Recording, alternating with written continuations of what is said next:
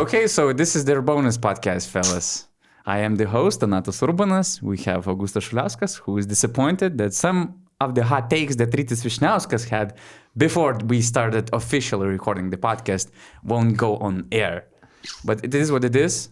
It is what it is. It is what it is. And this episode will be the benchmark why people will judge us until the start of the next season, probably. We're going to share our playoff predictions.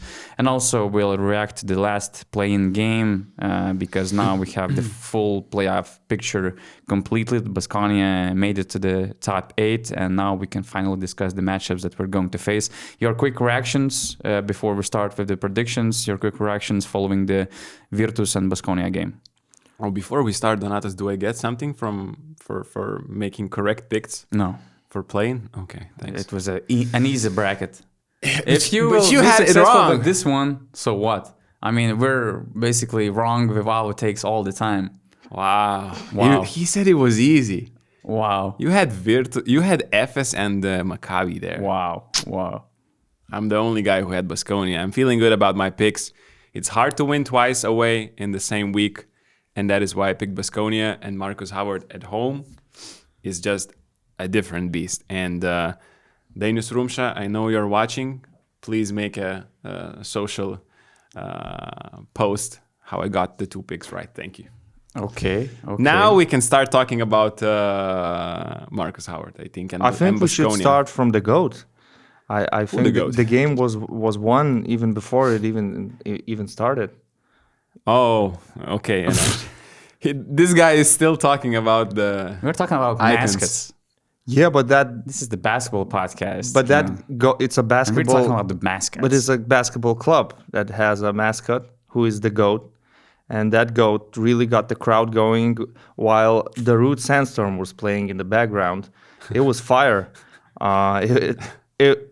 I was really impressed. Like all the people had their lights out on their mobile phones, so the crowd was ready for this game, definitely. By the way, And Baskonia's again, crowd is really underrated. they've proven that Baskonia has great fans. Yeah. Again, they have proven that. Now we can talk about the game because that was also a very important part. I think going into this to this game, like everybody knew, like you guys knew, I knew, everybody from Virtus knew, like if Baskonia wants to win, it has to be Markus Howard because Chima Moneke is out.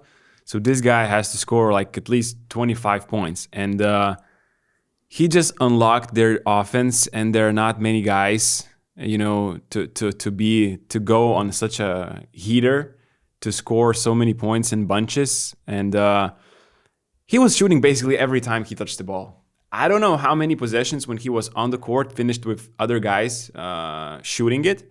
Bro, he had 3 assists. Okay.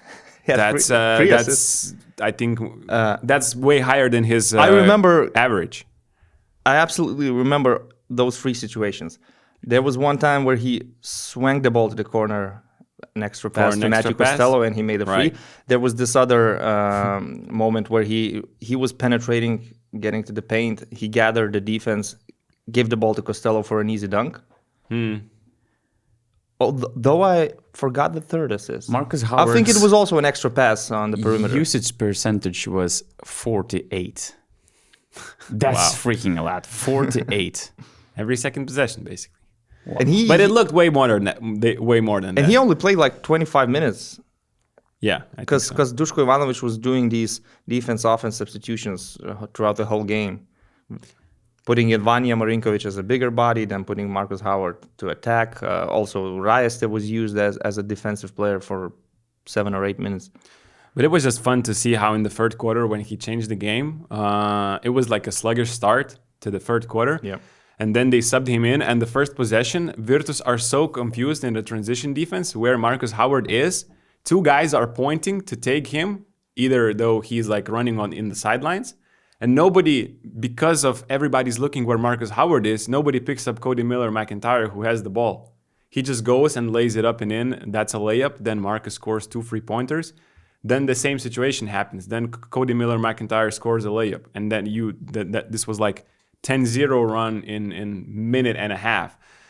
And then it's like, I don't know, Markus Howard is the most fun player to watch to me in this league this season, but at the same time, I think he's bad for the kids.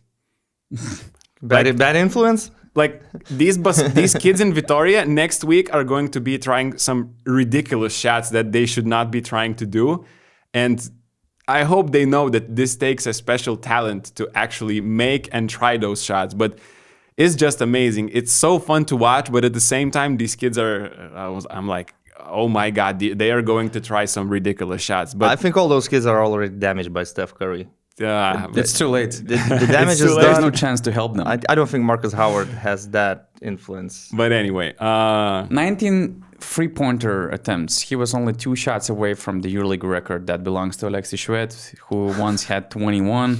Markus Howard attempted 26 shots in 25 minutes, and during the game, there was a situation where he already had 22 shot attempts in less than 20 minutes, which is also the EuroLeague high, all-time high. And, just watching him missing the shot, then sprinting into the three-point line, and as you mentioned, Virtus players being confused who should go after him, who should cover the other guys. It feels like EuroLeague players still don't have that habit to try to contain such a streaky guard who is just like it's a matter of a second when he's attempting a layup, contested layup, and then he's at the three-point line and he's just making this three-pointer. It's just crazy to see him Steph play. Curry. Yeah, exactly.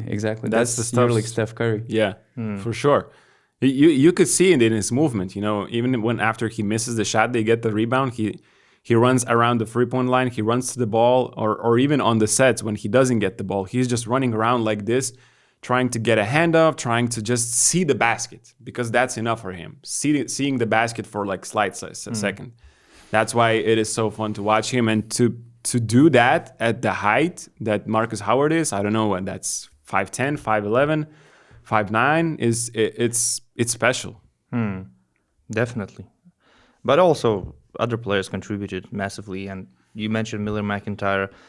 He was one of those guys that you kind of expect to lead the team. And in the first half, he basically didn't have much impact on the game. And then in the second half, he had these 2 coast-to-coast possessions, finishing with an end one, finishing with the layup. Finished with like 8 points and 8 assists, I think, close to another double-double. Duško Ivanović got his rotation shorter in the second half, like to 7-8 players, and it basically worked. The key guys played 35, 36 minutes, and they managed this game. And I think playing at home was a huge advantage for them. But at the same time, let's not forget that they beat Virtus in a crucial last regular season game in Bologna, and Markus Howard dropped 34 in Segafredo Arena as well. So Markus Howard is giving nightmares to Virtus. He's giving nightmares to everybody. In these 2 games against Virtus, his points average is 31. Yeah, 31. I mean, his overall points average in the last 12 games combined, the EuroLeague and the ACB, is 27.5. Yeah. So I think that he's giving nightmares to everybody. Well, basically, not Maccabi. Including kids in some way. I think not Maccabi. I don't think he's giving any nightmares to that team. He had 2 points against Maccabi, probably. This was that game. The only bad game in this stretch. I think in a 13-game Antonio's stretch in 1 Cleveland month. is sleeping well. I don't think he's having any nightmares about Markus Howard. But huge respect to Markus Howard for what he's doing here. And I think Baskonia is the place for him to do this stuff. Buesa is the best arena to play this free flow, up-tempo basketball with a lot of transition threes, a lot of wild shots. I think this is where you can do that, even though your coach has the reputation of being strict. But Duško Ivanović realizes that for them to win, he needs Markus Howard. Exactly. That's the reaction. They started the third quarter with 2 turnovers, 2 sluggish possessions. Immediate reaction was, Markus, get in there. Yeah, do your stuff. He got on the court and he did his thing. There was this picture with Duško when Markus Howard was taking this long-range shot from 9-10 meters. There was this picture of Duško like, I don't like that shot, but it went in, so you cannot complain. Yeah. You know how it was? It was bad shot. That Great shot, Marcus. Great shot. No, you don't- Marcus. you don't- from 9 meters. You don't have a chance to say anything when Markus Howard gets the ball. This is just how quick he releases the ball. You're not saying anything in that short While the span. ball was flying, it was bad. Great shot, Marcus. Great shot. Hey, but I'm happy for Duško because I was shocked that in the morning of the game day of this decisive game against Virtus, there were rumors in Spanish media that Jakalakovic is the main candidate to replace Duško Ivanovic in Baskonia after the season. Okay. To me, this is crazy. For 2 months and before Duško Yeah, comes back that again. should be the agreement. That could have been part of an be the agreement. agreement. Maybe it's a new associate head coach role that Jakalakovic is being prepared for, to coach the team for 2 months until Duško comes back. Hey, Maybe but that's the whole idea.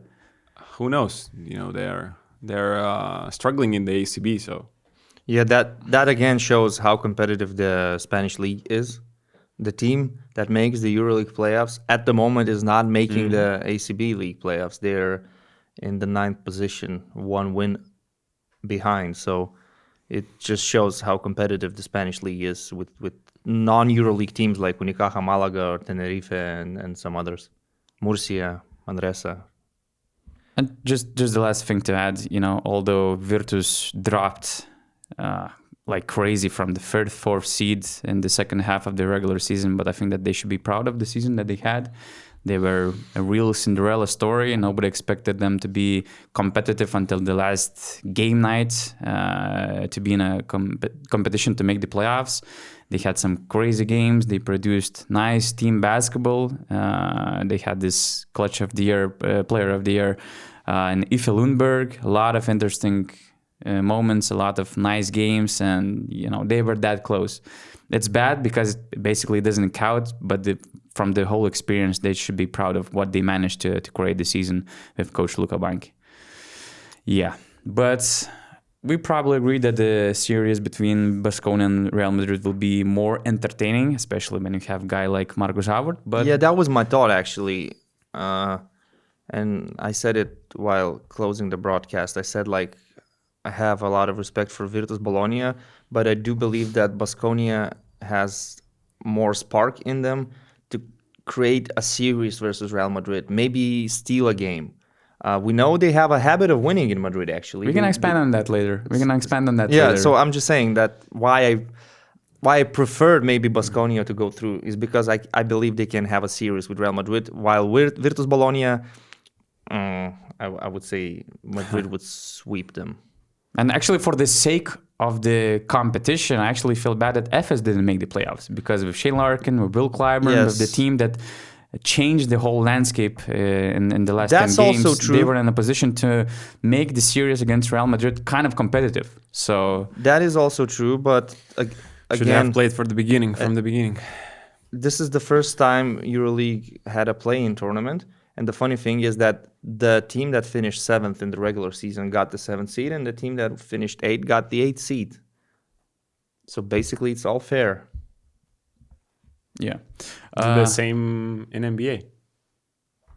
All teams that were 7th, 8th got... Yeah, Pelicans. Philly Pelicans beat the Kings, and Miami beat the Bulls, yeah. Okay, so let's start with the playoff predictions. We have 4 paper sheets with team names, and we're just going to write down the result of the series that we're predicting. We're going to start with Pau Maccabi, Olympiacos Barcelona, Fenerbahce Monaco, and Real Madrid Baskonia. We're going to give our prediction, and we're going to explain why, and we're also going to share our things to watch in this series that we're going to have. So first of all, Panathinaikos, Maccabi. Please, Who do you have, guys? show what you have to everybody. 3-2. Pau For Maccabi Pau. 3-2. Pau Maccabi 3-2. Of course. Hey, of no course. way, bro. Rytis going with have Maccabi to- in 4. Look, I have to embrace the role and the character that was created for me. I didn't create it; it was created for Or me. you're probably paid by somebody, and Or the contract maybe I'm paid is by until somebody. the end of I the just- season. So I just have to go against Pau in every single scenario. No, you have to expand, though, now. I do have to expand. Okay, so first of all, why I'm saying Maccabi in 4? Because it would be stupid to say Maccabi in 5. I wouldn't see them winning Game 5 in Oaxaca. That's why for them to win the series, I think the only way is to do it in Belgrade. Why I'm taking Maccabi? Well, first of all, from the last season that Maccabi and Monaco are two of my favorite teams. So I prefer Maccabi. That's the first thing. The second thing, I think those teams are pretty evenly matched. Even though it's like a second seed against the seventh seed, if you look at the quality, if you look at the rosters, I think they're pretty evenly matched. And if Lorenzo Brown will play the way he performed in the playing game, if that means he's getting his rhythm, I think with Wade Baldwin and Lorenzo Brown, they are as good as Panathinaikos is with Slukas and Nunn. Lesor versus Nebo, you have two top centers in the league right now.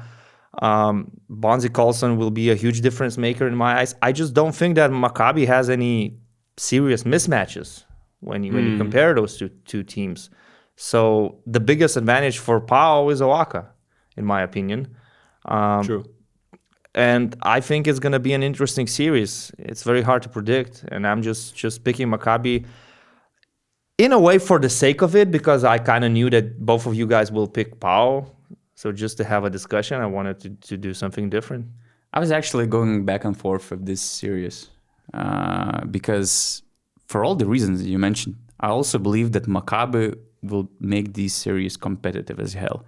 And if you remember last year, I think that they improved from that situation. First of all, the core has stayed in Maccabi, and I think that now they have other players who are ready to step in the decisive moments. Because I have no doubts that Wade Baldwin and Lorenzo Brown, they're going to be performing like excellent. And it's up to other players. Last year, Maccabi couldn't close the series, although they won the game one. They couldn't close the series because in one game, Jarrell Martin was missing good shots. He was just terrible in the entire series from the three-point line, which was really important. Some other guys also didn't step up. Some others weren't executing well enough to help Wade Baldwin and Lorenzo Brown. Actually, I feel that this year, Bonzik also improving with them having this great mentality and character, because usually they're so united, and especially the adversity when they face, it just makes them stronger. And it's one of the most united teams, one of the best well-oiled machines that we have in the EuroLeague right now with the continuity that we have. So that's why I think that they're going to win one game in Oaxaca at the start of the series, actually. But why I picked Pau in 5, I think that they're going to recover in Belgrade. And since they have the home court advantage, I mean, they're going to have 19,000 people every night in Oaxaca. And I think that it will be a crucial factor to help them to win the series. But it's going to be way harder than a lot of people think. Because now we have this Discord channel for BN Plus members, and just before the podcast, I shared that we're about to share our playoff predictions in 10 minutes. And Lucas, who is Olympiacos fan, he says that Pau will win in 3 games, which is surprising. I think that it will be way more competitive. By the way, join BN Plus. Go to BasketNews.com/plus. Join BN Plus community, because we're going to have a lot of action on our Discord channel, because we're going to have Basket News crew members in all 8 playoff locations. So we're going to share a lot of behind-the-scenes stuff, a lot of interviews, articles, opinion articles, breakdowns by Augustus also coming out in the next few weeks. BasketNews.com/plus. I think this series is obviously Maccabi's offense or Pau's defense. And your guess probably depends on what you prefer. Do you prefer the defensive teams or do you prefer the offensive teams? And of course, the home court advantage. I think this year the EuroLeague playoffs are the teams are so evenly matched that the home court advantage is just going to be crucial. And we all know from history that to win a Game 5 playing away is super hard in the EuroLeague. And I think this is going to play a huge part in this series as well. I have Pau in 5. And I think social media made this series like about Wade Baldwin versus Kendrick Nunn. But the two teams, like Rytis said, are so similar in how they are constructed. It's all about the guards and the pick and roll play and one-on-one and guards creating for others. But the defenses that both teams have make the deciding players those that are around. It's not a lot of shots are going to be taken by the guys who are, Bonzi Colson, Mitoglu, Marius Grigonis. It will depend a lot on if these guys can make shots. So if it's more about, I would say, even the others and not those stars because of the way these two teams play defenses. So I think it's going to matter a lot. And I think key factor here, like key matchup in this series is Bonzi Colson versus Marius Grigonis. And even probably Juancho will have to play a huge part in this series because rewatching the games that these two teams had in regular season, Maccabi found one problem in Panathinaikos, and it's the 3-guard lineup. Marius Grigonis playing at a small forward, and they just attacked it like 15 times in one game, the second game that they had. I know Kostas Lukas was not playing in that game, so that's huge difference maker. But at the same time, Maccabi went on a 17-1 run. Wade Baldwin just asks for Bonzi Colson to get a screen. He gets Marius Grigonis on him, and 3 times in a row he scores 1-on-1. And I think that's going to be a huge problem for Panathinaikos. They will have to figure out lineups, and sometimes in the playoffs it's more about it's not about who is the best team, but it's like who can solve this problem now, and can Panathinaikos solve this problem? How they will adjust, and I think that's the biggest question. But at the same time, you have the home court advantage, and the other team plays in an empty gym.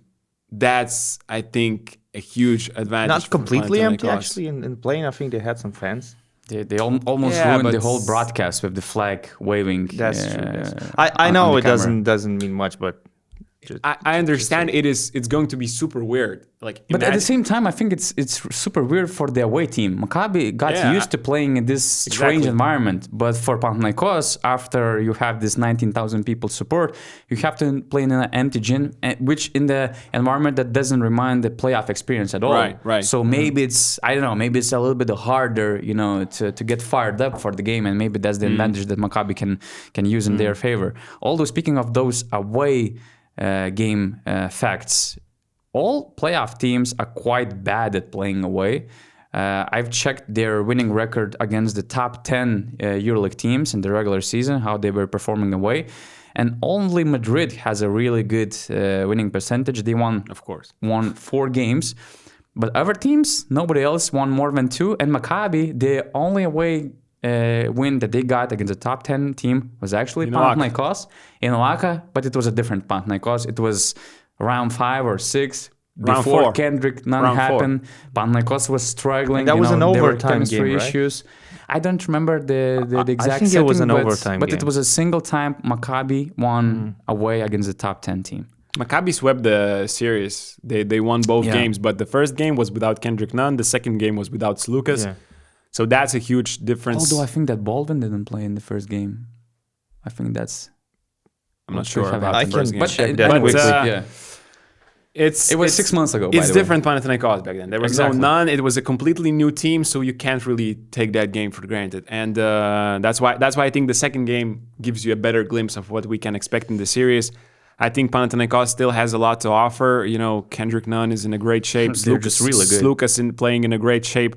They will make it much harder for Maccabi to score than against Baskonia. It's not going to be as easy.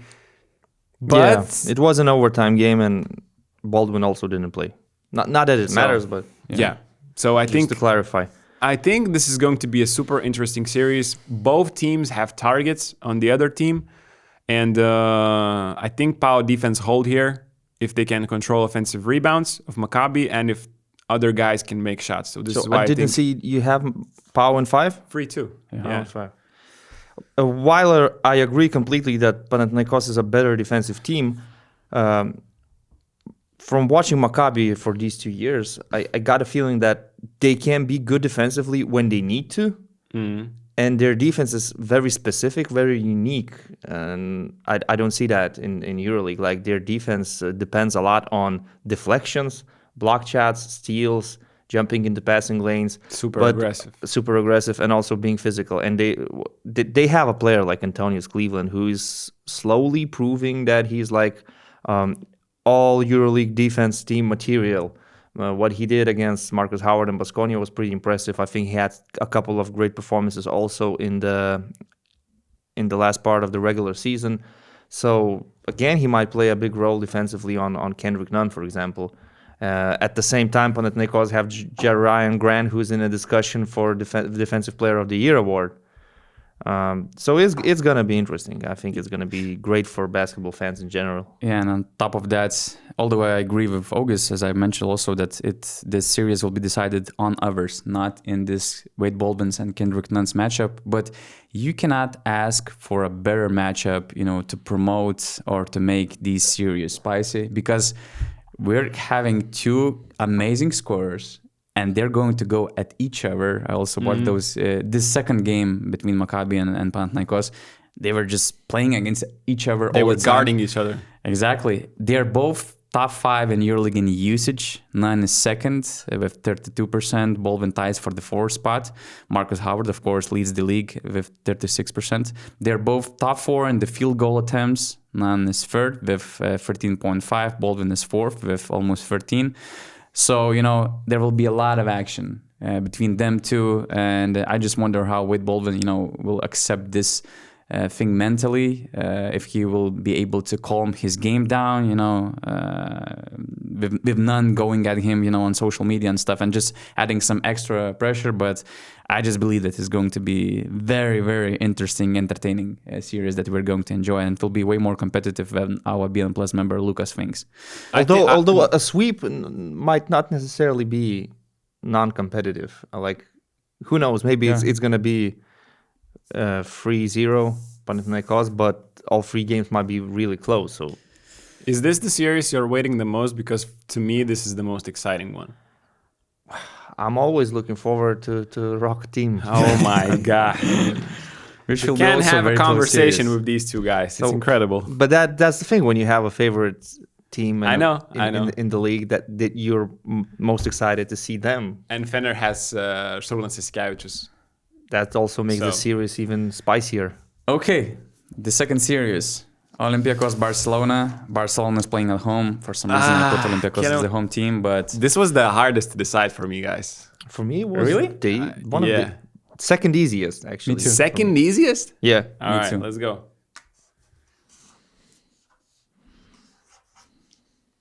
Okay, what do we have? Olympiacos in 4. Can I start here? Sure. My logic says 3-2 for Barcelona. Why? But I just think because they can counter everything that Olympiacos have. And so my logic says 3-2 from what I see on the court, but I just think, I don't know, Olympiacos somehow are going to get this series. They're going to split the 2 games in Barcelona, and then they're going to win both games in Piraeus. And I think here, this is going to be a series of who have a better defense. These 2 teams are just incredible. Top 5 in defense, right? Both. Yeah, and in the last 8 games, in the last 10 games, I think Olympiacos are number 1. Barcelona are number 4, I think, in defense. And 2 teams that have the best defense against 3-pointers. It's just that Barcelona can counter everything Olympiacos have. They won both games this season. And they're just experienced. They know what Olympiacos want to do. They know their style. They know their tricks. I think most of the teams fall for those tricks are inexperienced because they just catch you off guard. I mean, Olympiacos and Barcelona don't have that don't have a lot of young guys, So Vesely has the mid-range, so he can counter Mustafa Fall in his drop defense. I saw Barcelona being really great against switch all. Which Olympiacos this season used quite a lot with Mustafa Fall as well sometimes. So, this will be, I think, can Olympiacos force Barcelona to play the slow game and to not allow to run, to make you make a lot of tough baskets? Can Thomas Walkup make 3-pointers? Because Barcelona are going to go under. And last year, he was 2 of 18 or whatever, under 20% in the series against Fenerbahce. So Barcelona is really good on rebounds. Olympiacos not so much, so they're going to have more possessions probably. And but at the same time, I think a key matchup here is Alec Peters versus Jabari Parker, and it's going to depend a lot because Olympiacos like to switch.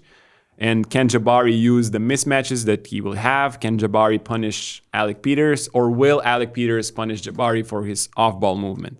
So at the same time, I wrote 3-1 Olympiacos because I think Olympiacos are peaking in the right direction just at the right time. They're healthy, and you have a completely new coach going against Yorgos Bartzokas in the playoffs. I think Olympiacos wins one game in Barcelona, and then it's going to be super hard for Barca to get back. But I see this as a really, really close series as well. You mentioned that Barca has everything to counter what Olympiacos can offer, but I actually look at this situation from the same perspective, just from the opposite camp. Olympiacos has everything to match what Barcelona has, right? Starting from the front line, both teams are defensive teams, and they're really pretty similar in match. You mentioned the head coach. He's not type of coach like Dimitris Itoudis was, who made these series last year so complicated for Olympiacos, although they were the best team in Europe at the moment. I think that's what's important. And to me, why I put an advantage for Olympiacos is the momentum. Olympiacos is just in a great shape right now. All the players are finally healthy. When they lost this second time in January in Barca, they were missing players. It was January. They were basically in the middle of these injuries, new players coming in and out. It was a difficult moment for Olympiacos.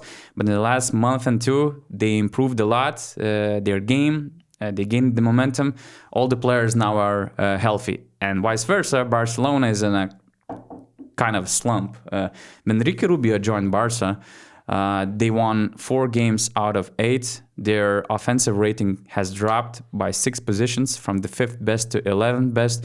The defensive rating also got worse a little bit by 2. Now they're 7th best defensive team in the EuroLeague. So it feels like that Ricky Rubio playing an important role also kind of changed the dynamics of the team, especially in the offense, as we can see. Barca is not in the best moment right now. Olympiacos is improving. Both teams are very similar, but I believe that Olympiacos will have an advantage. I'm actually surprised none of you took Barcelona because I was really having a hard time here to decide. And I wasn't. I just generally believe that full strength, completely healthy Olympiacos is a better team than Barcelona. They have a more experienced coach. They have a deep roster, but probably in a playoff series, Bartzokas is not going to dig really deep, and he's not going to use his usual regular season rotations. But I think when they're all healthy, they are clicking. They have been together for a while. They have the chemistry. They are more consistent than Barcelona.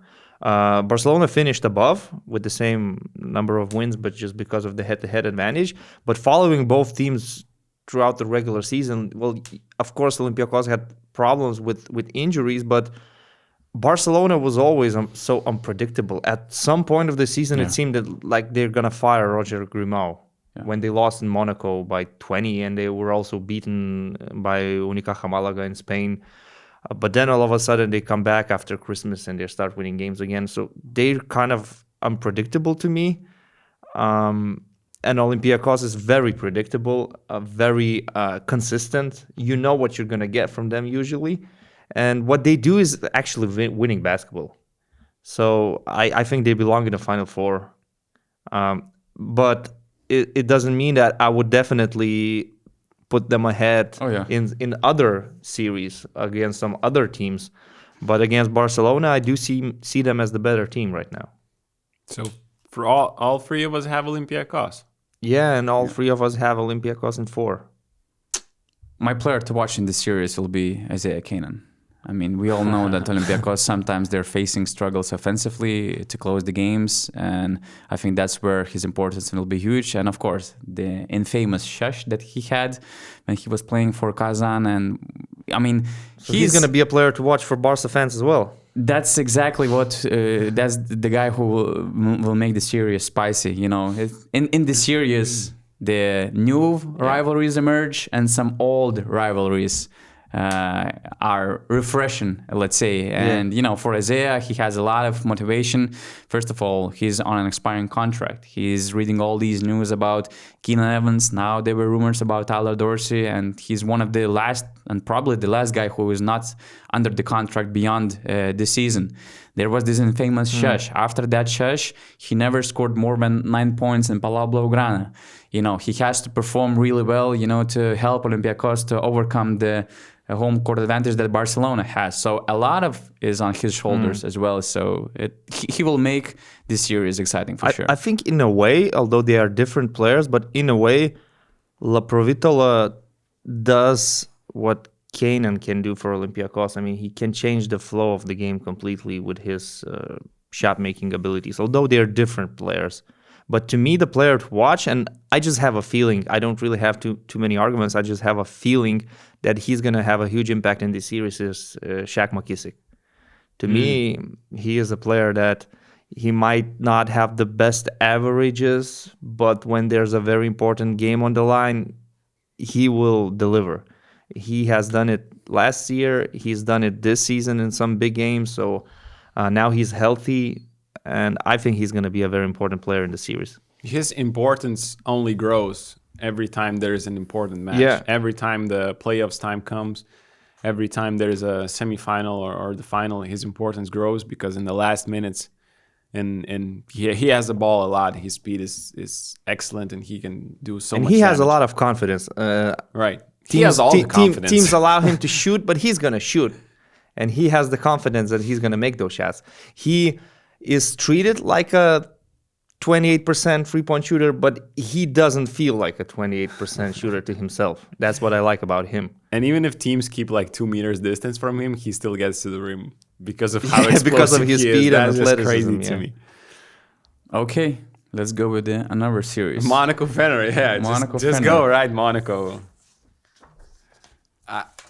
For sure, Monaco wins. Oh, wow. How about that? Wow. How about that, my friend? Wow. I can't believe you wrote Fener, actually. This is your team. Maybe that's my way to I have motivate them. Monaco in 5. I also have Monaco in 5. It was probably the hardest series for me because I was going back and forth. And in the beginning, I was kind of sure that I'm going with Monaco in 5. But I did this change like 15 minutes before the start of the podcast. And I will try to explain you why. You better have good arguments right now. I have good arguments, easy arguments. I have no doubt that Mike James will perform at the MVP level that he has been on the entire season. Even with Sharas trying all the tricks on him? Of course, it will have an impact, but he will be amazing. He was amazing last year when it mattered against Maccabi. He was an amazing leader on the court with his body language, with his game. He was spectacular. That game 5. Game 5 was amazing, but that's where I want to start my argument. Speaking of Sharas tricks, I think that he will try to force Mike James to kick the ball out as much as possible. For sure. So now the responsibility goes on the other players. Who was a decisive factor in the last year's series against Maccabi? Except from Chima Monek in the fourth quarter, who made a difference and who actually pushed Monaco to the Final Four. Who was the guy? Who was playing like a guy, For Monaco? Yeah. John Brown? Jordan Lloyd. In the Maccabi series, Oh, you meant that. Okay. he was averaging 23 points in games where Monaco won. When they won. In those 2 games they lost, he was averaging 2 points. My problem with Monaco is that Jordan Lloyd was not healthy this year. He played only 15 games. He didn't play more than 5 consecutive games during this regular season. And also, although he finished the regular season with few games, the momentum that he had last year to this year is incomparable. That's the first thing, because I'm looking for the second man to step up to help Mike James to carry the load. He'll be there. Jaron Blossomgame is having a great stretch. In the last 8 games, he was averaging 11 points on 42% three-point shooting, which is crucial in a team with Mike James and in a team that doesn't have a lot of stretch options in the front line. Those guys will need to make three-pointers. And if Blossomgame will keep his momentum, if he will stay shooting these three-pointers at this range, that will be amazing. But the problem is that except from Blossom game, I don't see many other guys blossoming at the moment. You see what I did there? Nice. You see what I did there? Wow. I mean, Elia Kobo has been averaging like 10 points, but he has to step up his game. Last year, he was disappointing in the series against Maccabi. I've already mentioned Jordan Lloyd. Alpha Diallo has to overcome his shooting challenges because he can stretch the floor. He can be quite reliable three-point shooter. But last year against Maccabi, he was getting Nick Kalaitis treatment basically, and he was also very bad at shooting the three-pointers. And again, Monaco, they don't have stretch four, a guy who could help Mike James in this kick-out situations and just spread the floor. So based on these reasons, I think that Fener will manage to win the series in 5. Okay. I have to agree that for Monaco to beat Shara's tactics, they have to be better at making three-point shots. They still have this issue, an ongoing issue for 2 years in a row. Like, they are a very good team, a super solid team with the MVP on their roster, with elite guards, but at the same time, they're one of the worst three-point shooting teams in the league. So, of course, to beat Shara's tactics, you need these guys that you've mentioned to make shots consistently. It's going to be a great series. To me, a player that could make a huge difference actually is the Lithuanian, Donatas Motiejūnas, because Fenerbahce centers are So I think at center position, if Motiejūnas plays good, plays hard, Monaco might find an advantage because he's versatile. He has all the moves in the post. He can hit an occasional free, a couple of pick and pop actions. Who knows? He might hit some 3-point shots in the series. So I think he's gonna have a big impact. Sharas will be prepared. We know that. Of course, life for Mike James will not be easy. Fenerbahce is a really good team, a really dangerous team. If it wasn't for my, let's say, support for Roca team, I'm not sure if I would be predicting them to win the series. So this is a biased pick, right? A little bit. But I do see this going to Game 5, one way or another. I do see this going all the way. Fenerbahce, in some games with Sharas, I think they seemed unplayable with their spacing, with the way they were making shots. But then in some other games, it seemed like they have weaknesses to expose. So we'll see what happens. Of course, you talked about Monaco guards. Fenerbahce also has Wilbekin, Dorsey, Guduric, Nick, Kalaitis. We know how they're going to defend Kalaitis. Again, you never know if Scotty Wilbekin is going to have one of those off nights where he's just not making his shots, or is he going to be on fire throughout the whole series? Dorsey, he's a rhythm player, maybe not really happy with his role right now in the team, but they need him, I think. I think they need him on the court to help. Yeah, that's why I had all these doubts. I mean, that's why 15 minutes ago before the podcast, I thought that Monaco will win the series. Fenerbahce is not a perfect team. They have their own weaknesses. They have players out of momentum. They have inexperienced players. Like, I believe that Motley will be in foul trouble in every game. John Brown is going to average like 5 charges per game. Donatas Motiejūnas, with all of his tricks inside the paint, also he will do his part. So it's not going to be an easy victory. And I mentioned Demo, but at the same time, I think that we will see a lot of Monaco small ball lineup with John Brown at 5 and Blossom Game at 4. You know, Rytis said all these things, and yeah, I understand you're picking Monaco because you like them, just like with Maccabi, I think you did. In a way. But at the same time, I think Fenerbahce have more questions than Monaco has. And it's, again, I'm betting on Monaco's defense here and their home court advantage. You mentioned that Sharas will make the life for Mike James as hard, but at the same time, if you want to double team him, you have to have the necessary people to do that. And, you know, Maccabi is probably the best team to have because they have lengthy bodies, athletic players, and Josh Nebo around the rim, who is just, you know, you're scared to shoot in the paint when he is there. You have to shoot from further back. Fenerbahce, I don't think, you know, they don't have a center who can really fly around the court, who can be a great rim protector. So that defense becomes a little bit more difficult to execute. At the same time, if you have Tyler Dorsey on the court, if you have Scotty Wilbekin, they are either targets on defense or they are smaller. It's not like you have Maccabi's length defensively, I would say, to play that double team defense. Mike James can just ask to have Nick on him, to have Scotty Wilbekin setting the pick, to have smaller guards against him, and he can get his own shot anytime he wants to. I agree that it will depend a lot on if Monaco can make 3-pointers. So I wrote 3-2 for Monaco because I think I think they get into a rhythm in the first game. You mentioned Blossom game, shooting 50%, I think, in the last 10 games. Alpha Diallo, okay, he's at 32%, but Jordan Lloyd is going to be there. Yeah. And I expect to see peak Jordan Lloyd. He's going to be there one pass away from Mike James. So if you double team, he's going to be the guy attacking, and you don't want, him attacking in the closeouts. Yeah. At the same time, why I wrote Monaco in 5. Monaco has John Brown, and, that's not a great matchup, I think, for Nigel Hayes-Davis. Oh, yeah. He will decrease his averages. So I think that's a tough matchup. I think John Brown is key here because defensively, we all know what he can do. And even Blossom game is not an easy matchup.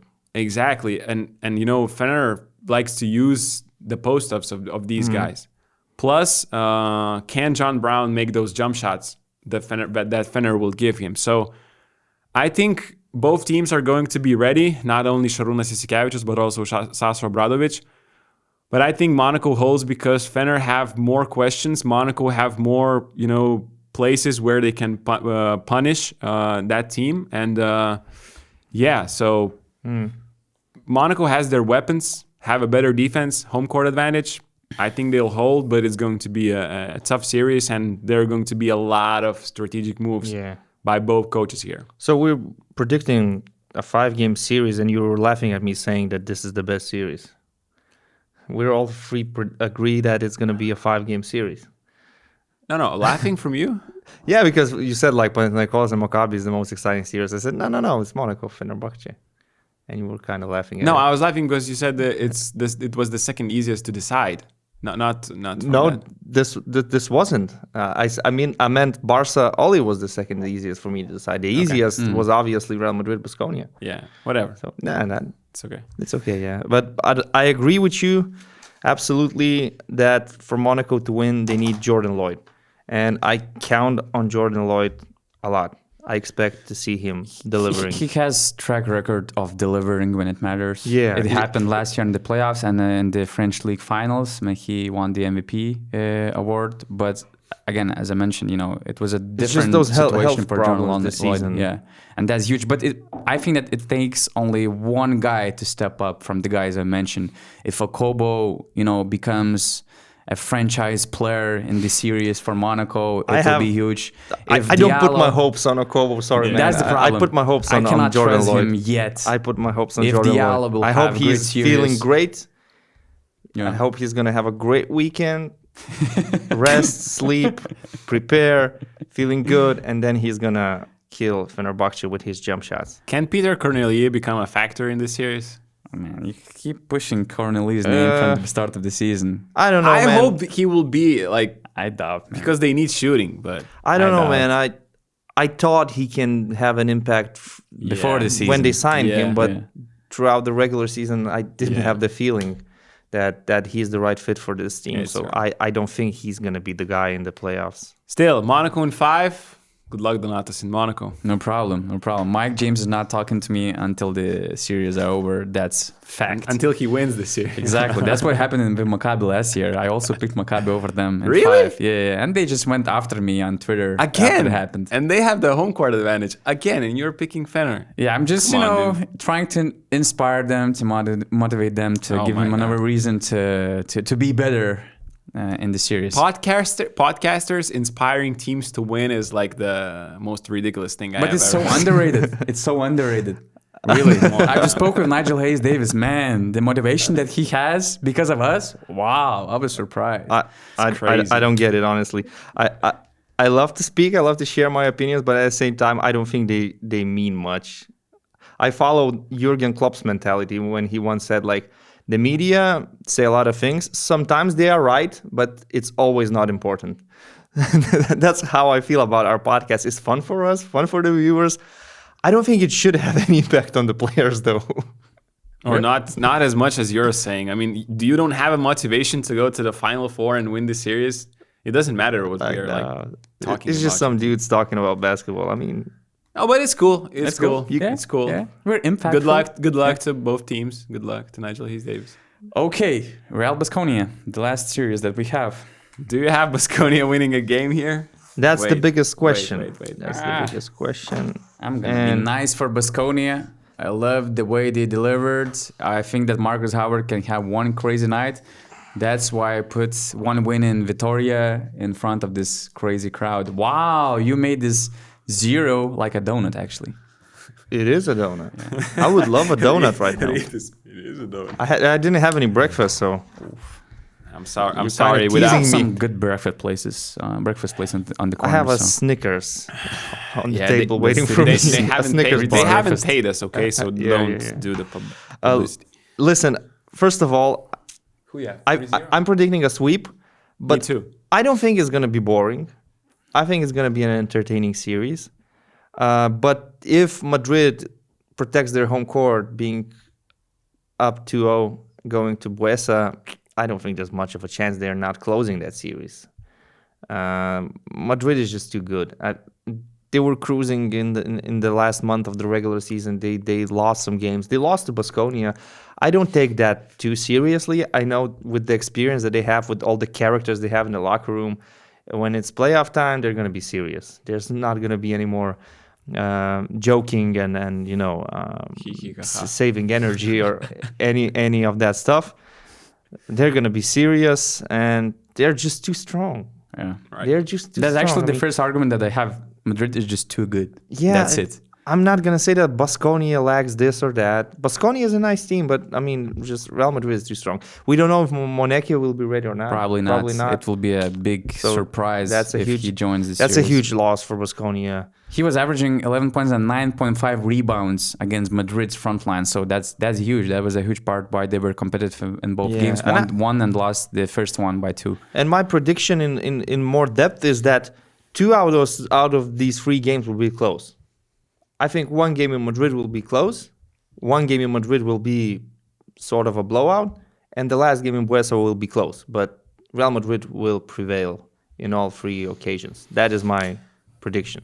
I think 2 games in Vising Center are not going to be close. Okay. And then the last game, the third game. Should be close. Yeah, should be close. But is without Chima, I don't see this shorthanded Baskonia team having any chance in this series. Yeah, Markus Howard, we saw all what he's capable of, but the time Baskonia played against Madrid was cruising, and then they just relaxed and played a defense like it was like they were playing in their backyard, like they were playing a pickup game, and you don't really need to play defense. So I think their intensity will be way higher. We already saw that in Kaunas. I think they will be ready. I think just Mateo, will make them play hard, and it's not much that Baskonia can offer. They can offer 3-pointers. That's what they can offer basically in this series, because Matt Costello is there at the 5. He will play more. They can because stretch of the Monaco's 4. absence. But at the same time, defensively, you already have one of the worst defenses in the league. You don't have Chima Moneke, who was making a big impact for your team to have a little better defense. So I don't think 3-pointers can get you far. You can't make 3-pointers in like 3 games out of 5. Yeah, it might crazy get percentages. you 1 win. Exactly. If you shoot like crazy. It's Just just have a team and a player who shoots So like yeah, crazy. that's what I'm saying. It might get you 1 win if you have that one night. Yeah, that's But why at the I have same one time- game for Baskonia to win. It's like Baskonia can score 100, but Madrid is a team that can easily score 110 on your head. Yeah, that's the thing. It's So- kind of hard to beat Madrid at their game. In every position, there is a bigger body, there is a stronger, player. You have great pick and roll guys. You have post up threats. So I think it's 3-0. Yeah. Why were you looking at this smile? I don't know. To me, it's... I imagine this serious? Panathinaikos fans' reaction when they see Rytis pick against Maccabi. Player to watch in this series I mean, for you? Markus Howard for sure. He will make it exciting. He's the reason why this series will be interesting to watch. And even if that's a sweep, I just expect high-scoring game, high-paced game. Markus Howard scoring between 30, 40, maybe even more. It will be nice. I think player to watch Gershon Yabusele and his defense. I pick Facundo Campazzo and his passing abilities because it's going to be a lot of open court basketball and you will see a lot of his needle passes and every spectacular thing that he can do with the basketball in his hands. This is going to be beautiful, I think, series from the basketball that you will see on the It's going to be fun to watch. Is it going to be healthy for kids, Augustus? What do you think? Bad for kids, right? No, I'm kidding. Hey guys, once again, I actually embrace Markus Howard as a role model for the kids. You have to enjoy this game. You don't have to suffer. If you feel like you can take 20 shots and why not? Exactly and hit from deep range, I was kidding because to me, I don't know if I said it, but to me, I think Markus Howard enjoys basketball the most out of any guy in the EuroLeague because way he plays, everybody would want to play in their lives at least once. To pull up from 9 meters in the transition from behind the 3-point line, that's like dreams are made of, you know. to have a heat check moment like he had yesterday, that's the moment you're thinking about. And so lead the league in scoring, lead your team to the playoffs. Let's not forget that we put Baskonia really low. We're not in our talking about some preseason title rankings. contender. We're talking about Baskonia, who's always a nice team. They're always there in the mix, but you never sort of expect them to be in the Final Four. And now they're overachievers. So, you know, they're in a good position. So, yeah, once again, share your playoff predictions in the comments below. And that's one thing that you have to do for sure is joining BN Plus community on basketnews.com/plus. Once again, a lot of content is going to be delivered throughout the series because we're going to have our guys in Monaco, that's for sure, Athens, Vitoria, Madrid, Barcelona, all these EuroLeague playoff destinations. We're going to deliver a lot of behind-the-scenes content on our Discord channel. For instance, during the podcast, I've texted that, spoiler alert, Rytis will make Panathinaikos fans go crazy about his prediction. That's the insight that we sometimes share on our Discord as well. So yeah, just be sure to join this community because it's an amazing platform to me. This is not only European basketball fans that are chatting about basketball. They also have some good jokes. You know, Augustus just quoted Savaş from Turkey, who had some nice trash talk toward Will Clyburn on BN Plus community chat. So, you know, it's a great chance to talk to basketball fans from all over the world because we have some great American viewers like Charlie, for instance. Adam Zewert is one of the last guys who Charlie is probably still dreaming about Rytis Karinauskas. Probably. Yeah. You see, we have some history with BN Plus. And also, we are trash talking often. Also, don't be shy and don't hesitate to hit me in the DMs to tell me how I don't know anything about basketball, how I should grow a normal beard, how I'm stupid for picking By the way, Wade I'm Baldwin missing ahead of Kendrick Nunn. Just Rytis haircut reminders. I'm missing that. I'm missing this part. for the playoffs, I booked an appointment for Tuesday. Okay. You're good. Because the next show I just waited for the on playoffs. Thursday. Yeah, it's on Thursday. Yeah, so we're going to be on an intense or bonus schedule. We're going to record the podcast after every playoff round while we'll be traveling. Gytis, we're going to change me as the host, but it's for sure going to be fun. Thanks a lot one more time. Rytis Vyšniauskas, Augustas Šuliauskas, Donatas Urbonas, and Mantas Ramelis behind the camera. See you very soon.